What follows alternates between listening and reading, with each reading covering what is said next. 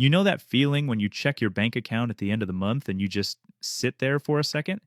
You worked 40, maybe 50 hours a week. You showed up, you did everything you were supposed to do, and somehow it still feels like you're barely keeping up.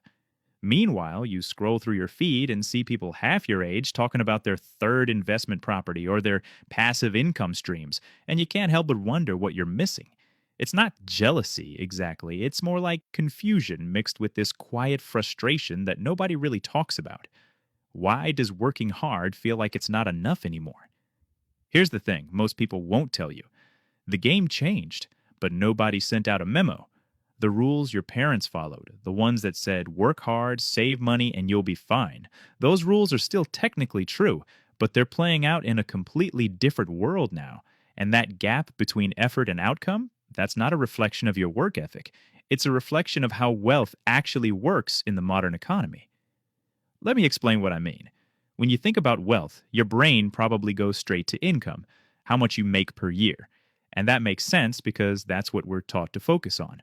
Get a good job, climb the ladder, increase your salary. But here's where it gets complicated. Wealth isn't really about how much you earn, it's about how much you keep, how much that money grows, and how much time you have to let it grow. And this is where the whole system starts to feel rigged. Think about it this way. If you're working a job, trading your time for money, there's a natural ceiling to what you can earn. You only have so many hours in a day. You can get better at your job, you can get promoted, but ultimately your income is limited by time. Now compare that to someone who owns assets, real estate, stocks, a business, whatever. Those things can generate income or appreciation while they sleep, while they're on vacation, while they're doing literally nothing. That's not because they're smarter or work harder. It's because they have access to a different kind of economic engine. And this is the part that feels unfair, because getting access to that engine usually requires having money to begin with. You need a down payment to buy property. You need capital to invest. You need resources to start a business. So if you're spending everything you earn just to survive, you're stuck in this loop where hard work keeps you afloat, but never really moves you forward. You're running on a treadmill while other people are on moving walkways. Same effort, completely different results. But here's where the psychology gets even more complicated. We live in a culture that worships hard work, and for good reason. Hard work matters. It builds character, it creates opportunities. But somewhere along the way, we started believing that hard work alone should be enough, that if you just work harder than everyone else, you'll inevitably succeed. And when that doesn't happen, when you work your ass off and still struggle, it feels like a personal failure, like you're doing something wrong, like everyone else figured out some secret you missed. That narrative is exhausting, and honestly, it's incomplete. Because wealth accumulation isn't just about individual effort anymore. It's about timing, access, education, geography, family background, and yes, a decent amount of luck. Someone who bought a house in 2010 during the financial crisis didn't necessarily work harder than someone who tried to buy in 2021 when prices doubled. They just had different timing. Someone who inherited money or had family support in their 20s didn't earn that advantage through effort. They were born into it. And someone who learned about investing early, maybe because their parents talked about it or they stumbled onto the right information at the right time, has a head start that has nothing to do with how hard they work. None of this is to say hard work doesn't matter. It absolutely does. But it's not the only variable in the equation. And pretending it is just makes people feel broken when they're actually navigating a system that was never designed to reward effort equally. So what changes when you understand this? When you realize the game isn't rigged against you personally, but the game has different rules for different players. The first thing that shifts is the pressure. You stop blaming yourself for not being where you think you should be. You stop comparing your chapter 3 to someone else's chapter 20. Financial progress isn't always visible, and it definitely isn't linear. Some people sprint in their 20s and coast in their 40s. Some grind in their 30s and finally break through in their 50s. There's no right timeline. There's just your timeline. The second thing that changes is your strategy. Once you understand that wealth comes from ownership and compounding, not just labor, you start thinking differently about money.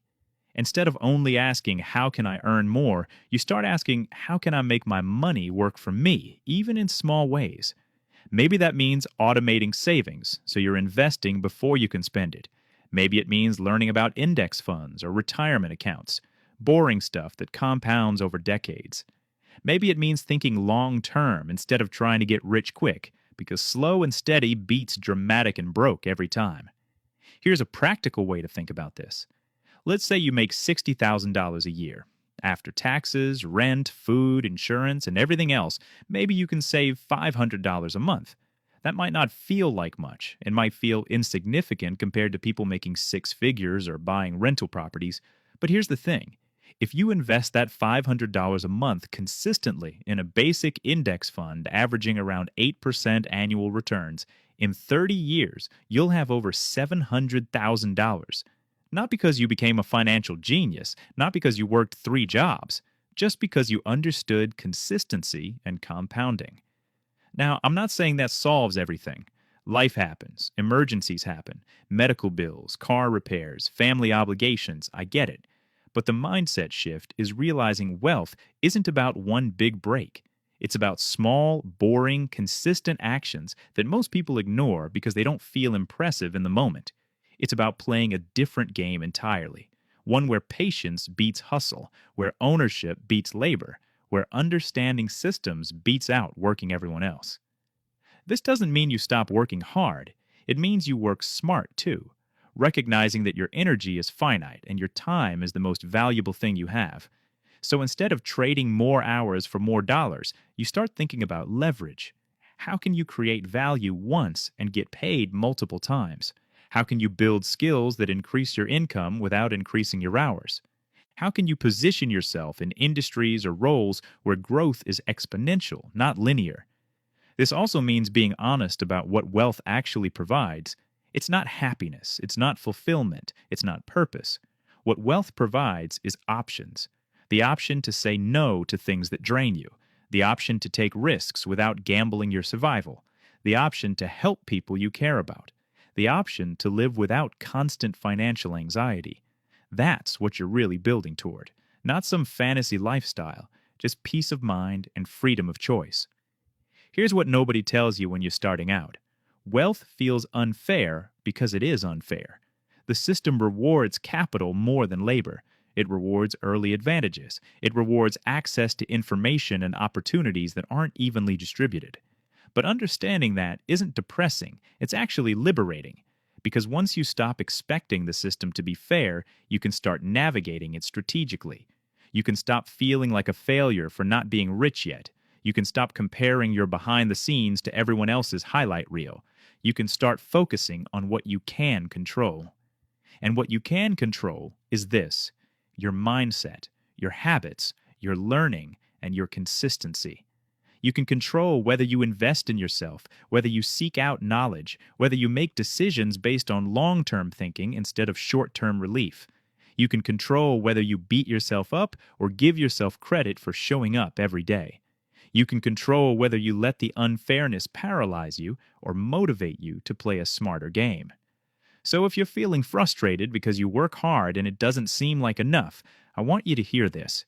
You're not broken. You're not behind. You're not missing some secret everyone else knows.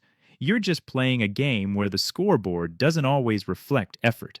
And that's okay, because progress isn't always visible. It's not always fast, but it's always possible.